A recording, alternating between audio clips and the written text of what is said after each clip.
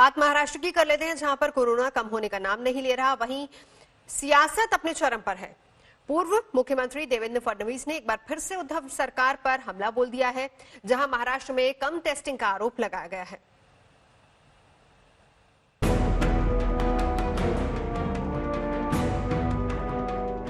महाराष्ट्र में एक ओर कोरोना बेकाबू होता जा रहा है, तो वहीं दूसरी ओर सियासत खत्म होने का नाम नहीं ले रही है।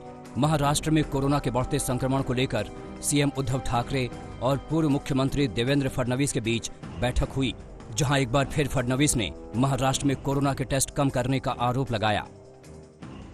कुल मिलाकर महाराष्ट्र में हमारे पास 38,000 हर दिन टेस्टिंग की सुविधा है।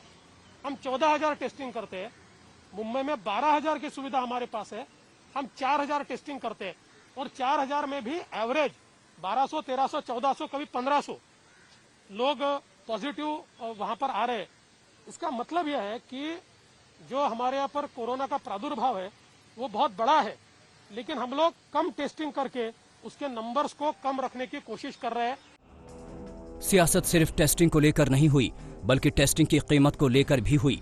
महाराष्ट्र सरकार ने टेस्टिंग के रेट फिक्स कर दिए, लेकिन फडणवीस का कहना था कि केंद्र सरकार के फरमान के बाद सरकार ने ये फैसला किया। देखिए, ये कॉस्ट भी जो कम हुई है, आईसीएमआर ने एक पत्र महाराष्ट्र को भेजा और उनको कहा कि ये बहुत ज्यादा कॉस्ट है, इस कॉस्ट को कम कीजिए। उसके लिए आप प्राइस निगोशिएशन कमेटी बनाइए या किसी मैकेनिज्म को लगाकर कॉस्ट को कम कीजिए, तब जाकर अभी ये 2200 रुपए की कॉस्ट हुई है। मुझे लगता है इससे भी कम कॉस्ट हो सकती है। हॉस्पिटल से पिकअप करना और रिपोर्ट देना आरटीपीसीआर का, इसके लिए 2200 रुपये है। और किसी के घर जाके फिर घर जाना है तो उसका ट्रांसपोर्टेशन है, उसके लिए पीपी किट यूज़ करना है, तो ये सभी लैब को खर्चा आ सकता है। तो इसीलिए अगर किसी के घर जाके करना है तो 2800 रुपये। तो मुझे लगता है कि 2200 और 2800, तो ये दो रेट्स हमने फिक्स किए। हमारे देश के जितने भी राज्य हैं उसमें सबसे कम रेट, न्यूनतम रेट आज महाराष्ट्र में है। महाराष्ट्र में 24 घंटे में कोरोना के नए केस सामने आए हैं। वहीं 113 लोगों की मौत हुई है। इसी के साथ महाराष्ट्र में कोरोना मरीजों की संख्या 1,04,000 के पार पहुंच गई है।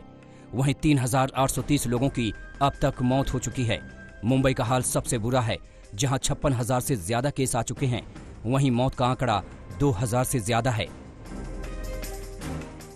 बहरहाल महाराष्ट्र में हालात बद से बदतर होते जा रहे हैं और सियासत खत्म होने का नाम नहीं ले रही। मुंबई से विद्या और दिव्येश सिंह के साथ आज तक ब्यूरो।